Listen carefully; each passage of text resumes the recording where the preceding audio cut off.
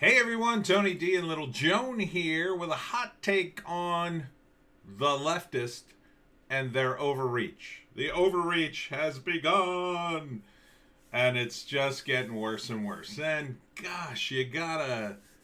I could say you gotta love it, but it sucks. But at the same time, it's not unexpected, and it does contain the seeds of their own destruction. So, since we will not be spared these people, at least we can provide the marshmallows as we watch them burn down their own house. It begins with the 1619 Project founder purging her Twitter account after doxing a journalist. This woman, she is so smug and so smarmy on Twitter, in my opinion. She gets on there and says these very smug and oh, you don't know what you're talking about. Even though she wrote the 1619 Project, something that's been widely discredited by any historian with half of a brain.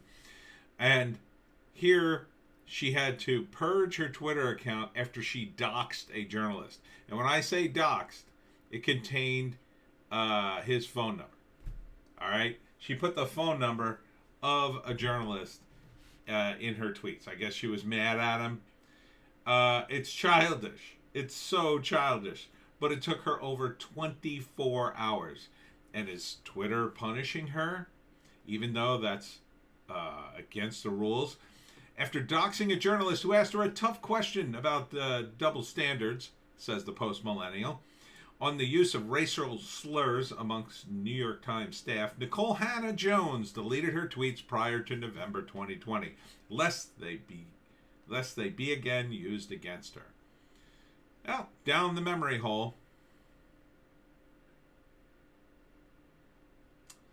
Down the memory hole it goes. And here she is saying other nasty words, which I probably shouldn't show on YouTube. So let's move on.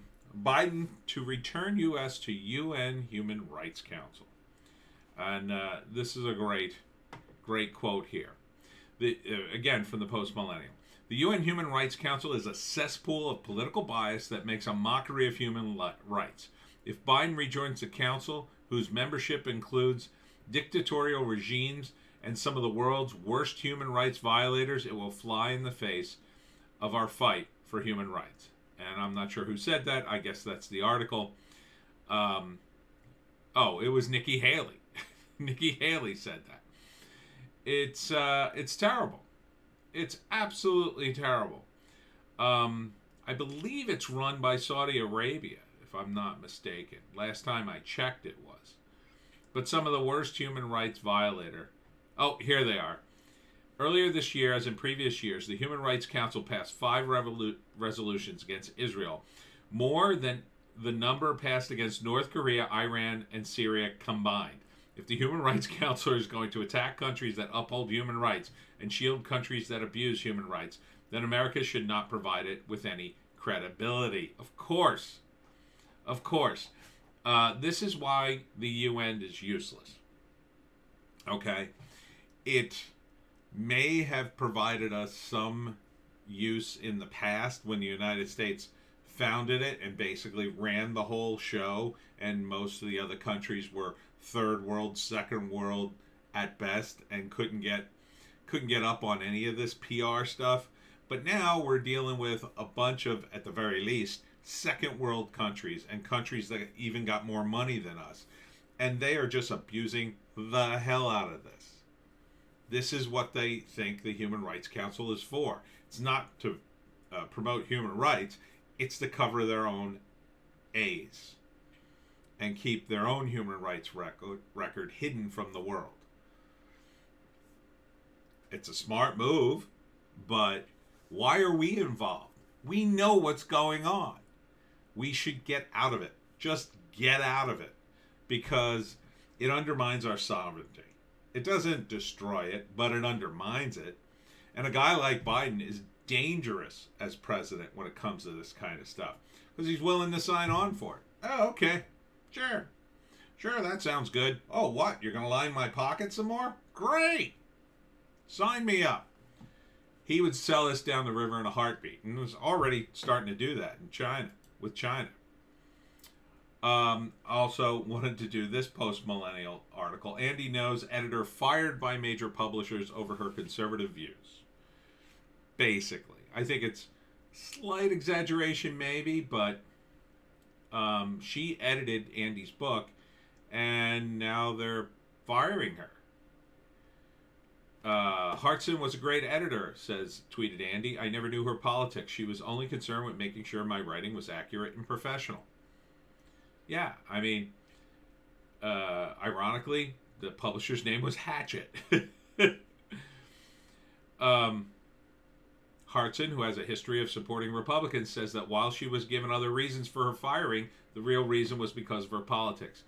Hatchet has said that they would be prohibiting false narratives from being published by them. Well, that's the world of publishing these days. You think television is left? You think comic books are left? Pfft. Publishing is left of left. Because they're all tied into the academia. And those guys publish books out the wazoo. So, of course, they're left-leaning. There's a pipeline from the colleges right to the publishing world. It's mostly women, again. And it's mostly the sort of people who they're very learned with books, but when it comes to the real world, I'll tell you a story that absolutely floored me, right? So after my divorce, I thought about going back to school to get my master's and maybe teach, and I knew it wasn't a great idea, but I thought, well, if I could get in the system, maybe I could change it. Maybe I could be the one who pushes back. So I started doing some research into get my master's and being a adjunct professor.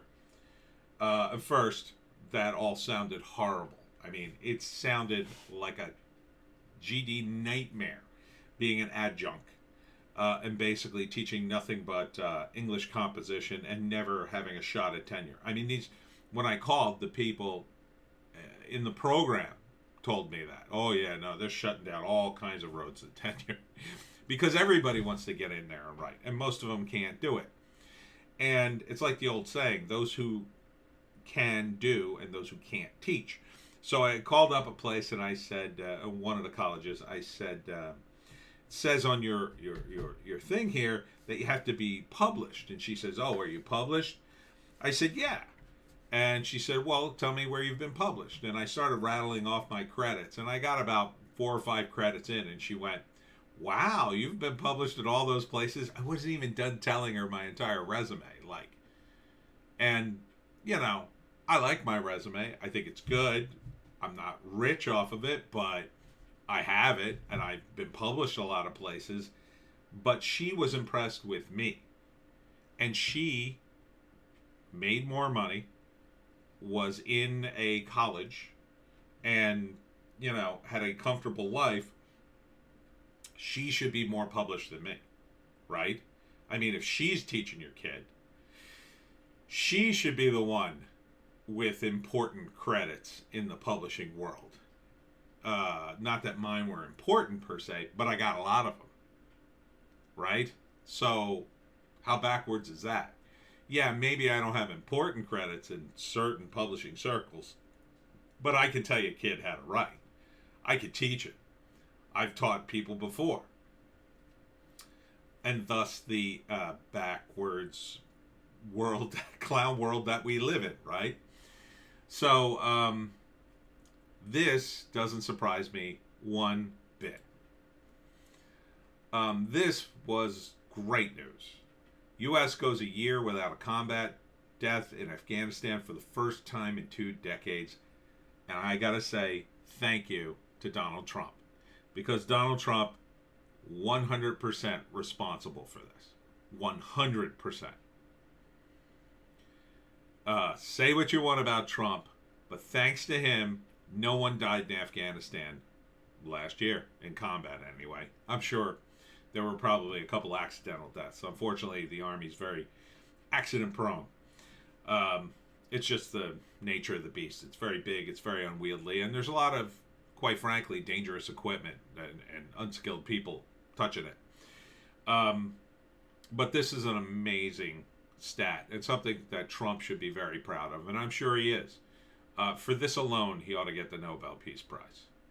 Because this was not achieved in 8 years of Obama. Certainly not achieved anything close to it under Bush. So, thank you. Trump was truly the peace president. And this is proof positive. Texas Sheriff, Biden administration essentially defunded ICE by memo. People are being released without beer virus test. Okay, so set aside the immigration issue. They're cutting loose people who aren't even tested. They're screaming that you got to wear 2 masks, that you should be tested. They're cutting loose people from foreign countries who have come here illegally without even testing them for the beer virus. There are other diseases they could have too.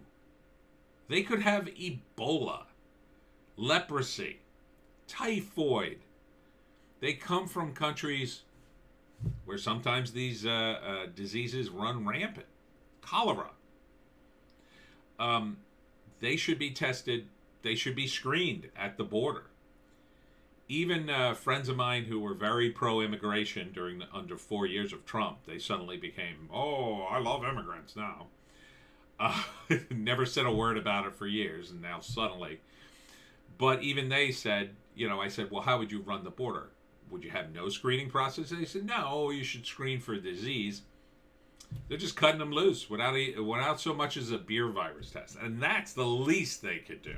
At least test for the beer virus. How are you going to control the country?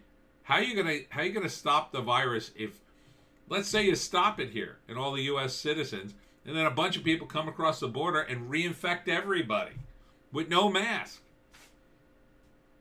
It's insanity. But again, this is Democratic overreach, right? They want everything. Oh, we're going to have the greatest testing in the world. We're going to cure this virus, and we're going to let every immigrant who wants to come here, and we're not going to touch them. We're just going to let them walk across the border, and it'll all work out. You'll see. No, it's not the plan at all. Part of the plan is to create more chaos, more problems that they themselves will solve. They create the problems, and then they turn around and run for office and say, well, it wasn't me that created this problem. Something else created it. Racism created it. I'm going to fix it. And then they never do. But they continue with this moralizing until people finally get sick of it. Until they finally see what it is. Just moralizing. Joe Biden deploys four B-1 bombers to Norway to operate on the edge of Russian airspace in a message to Vladimir Putin. What message is that, Joe? I'm a weak old man that needs to flex. This is sad and pathetic. And as I said before, this is not how you show strength. It's not. Especially to a guy like Putin. Putin's laughing at this flex. First off, he knows Biden's not going to bomb Russia. He's not going to start the war. So it's just like, oh, he's got planes up. Okay, yeah, send our jets out. That's it. That's all that happens. It's a big waste of money and fuel, by the way, environmentalists. So, that the, what is this? Daily Mail is saying, oh, he's sending a strong message. No, he's sending a weak message. This is what a weak old man does. He did the same thing to China in the China Sea with some of our destroyers, right? Oh, we'll flex our muscles. That got old. That was old 20 years ago. Obama did the same thing. It was lame. And I said back then, in the world of comics, the greatest supervillain was created by Jack Kirby in the DC universe. He's called Darkseid.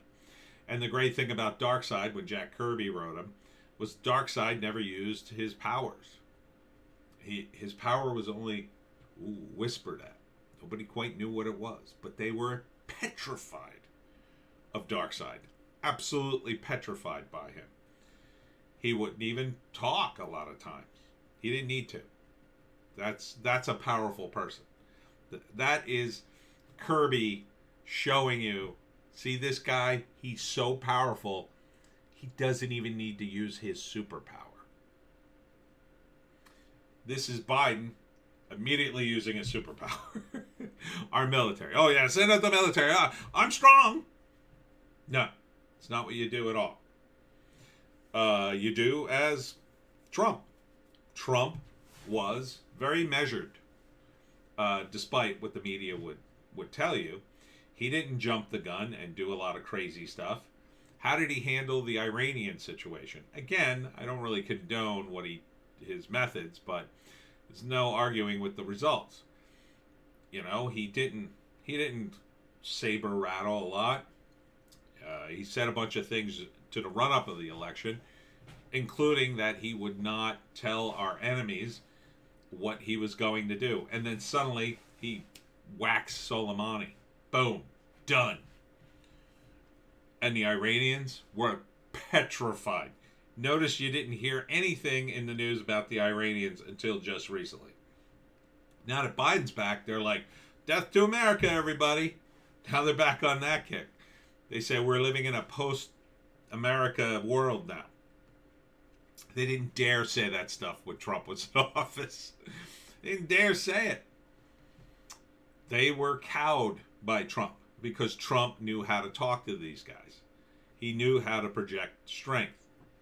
Biden, he's just going through the motions. He's a sad old man. He's doing stuff that, 20, 30 years ago, that was the move, right? Back in the 90s. Maybe when the Soviet Union was still around. That's where Biden's head is at. He's not, he barely knows where he is. And this is proof positive. He could start something accidentally and get us all killed. That's why that sad old man, if you voted for him, you're an idiot. And finally, Meadows, part of the Trump White House Chief of Staff, Mark Meadows, according to WND, drops bomb on impeachment, changes everything if true. I don't like those kind of headlines, if true. But this is a real claim made by a real person in the Trump administration. Meadows said in an interview with Sunday Morning Futures with Mario Bartiromo on the Fox News channel that the president offered security assistance to the Capitol and congressional officials multiple times and was turned down. This was also regarding the security during the January Capitol Hill riot.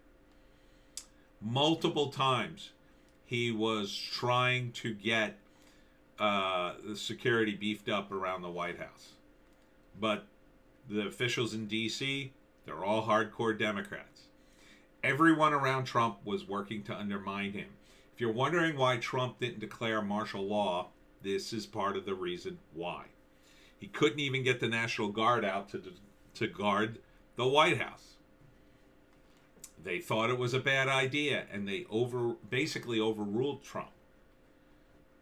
This is what Meadows is saying anyway, not in so many words. I mean, it says here,